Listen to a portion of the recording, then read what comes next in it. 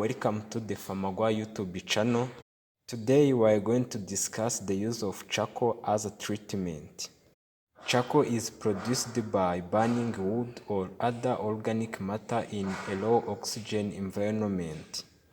So in treatment we use the activated charcoal or other charcoal, which we are going to see how we could prepare them so that you can use them as medicine.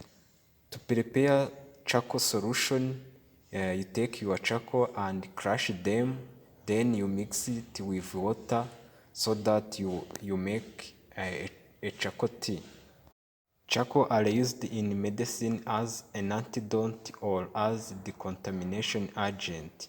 Decontamination means that it is used for removing toxins from the body.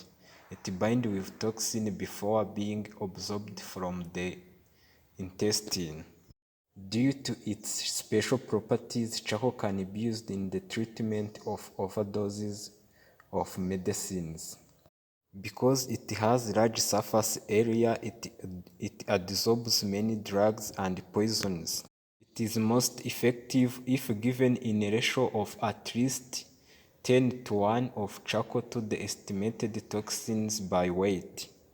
Scientific studies suggest that charcoal can be effective as gut emptying or followed by charcoal.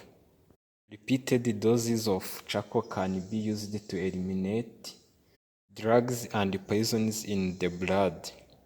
So charcoal can be used in the treatment of the following harmful poisons and overdoses. Charcoal treats aspirin toxicities. For example, if a child has taken overdoses of aspirin, you immediately give him or her a charcoal so that he can get recovered easily.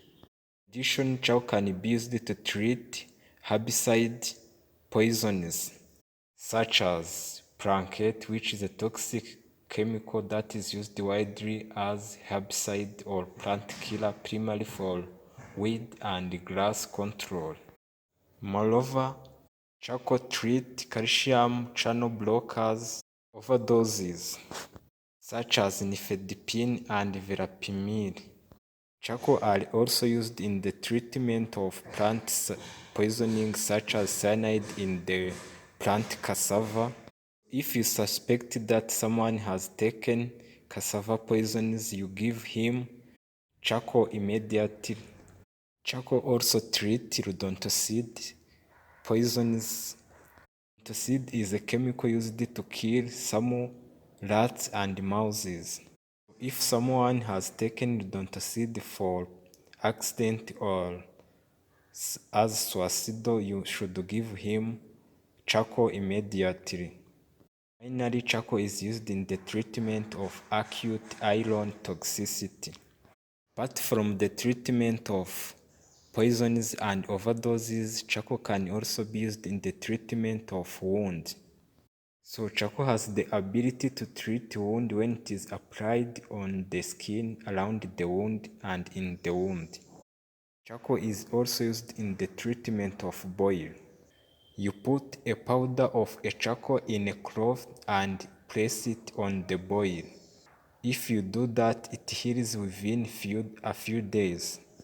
Not only that, charcoal can also be used in the treatment of diarrhea, upset stomach, hangover, and high cholesterol level in the blood. There are some considerations you should keep in mind when you are going to use charcoal. When you are taking other medications and you take charcoal with them, decreases its absorption. So charcoal decreases the absorption of contraceptive pills from the gastrointestinal tract, and this reduces its effect. To prevent this interaction, take charcoal 3 hours after or 12 hours before birth control pills. To summarize what you have said, charcoal are used to prevent ingested drugs and poisons from being absorbed into the blood. Charcoal is often given orally or by nasogastric tube. So every time you suspect that someone has ingested poisons or overdoses, you should give him charcoal immediately. Thank you for watching this video.